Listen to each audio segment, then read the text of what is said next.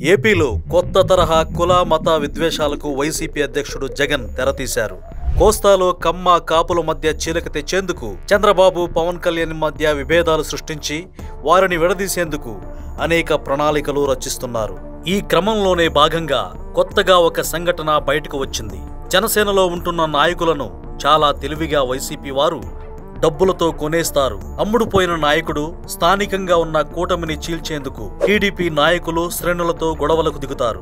నాకు అక్కడ మర్యాద లేదు, ఇక్కడ మర్యాద లేదు అంటూ కొన్ని ప్రాంతాల్లో కమ్మ కాపులను విడదీసేలా వారు ప్రవర్తిస్తారు. అంతేకాదు, గొడవ వీడియోలను చిత్రీకరించి వాటిని సోషల్ మీడియాలో విస్తృతంగా ప్రచారం చేయిస్తారు. విషయం తెలియక చాలా మంది జనసేన శ్రేణులు ఆవేశంతో టీడీపీ పట్ల ఆగ్రహం తెచ్చుకుంటారు.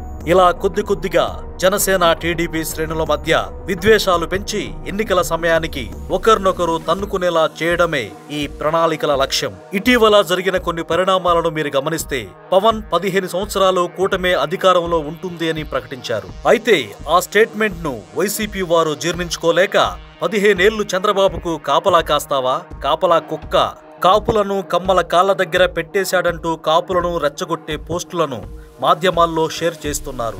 ఇలా అనేక కోణాల్లో టీడీపీ జనసేన మైత్రిని దెబ్బకొట్టడానికి జగన్ కుట్రలు చేస్తున్నాడు. పైకి మేం సింగిల్ సింహాలం, సింగిల్ గా వస్తామంటూ సింగనాథం కబుర్లు చెబుతున్న జగన్ కూటమిని విడదీయడానికి కుటిల వ్యూహాలు పన్నుతున్నాడు. వాస్తవాలు తెలియకుండా టీడీపీ జనసేన శ్రేణులు ప్రతి విషయాన్ని మనసులోకి తీసుకుని కూటమి ఐక్యతను దెబ్బకొట్టేలా ప్రవర్తించవద్దంటూ పవన్ లోకేష్ హితవు పలుకుతున్నారు.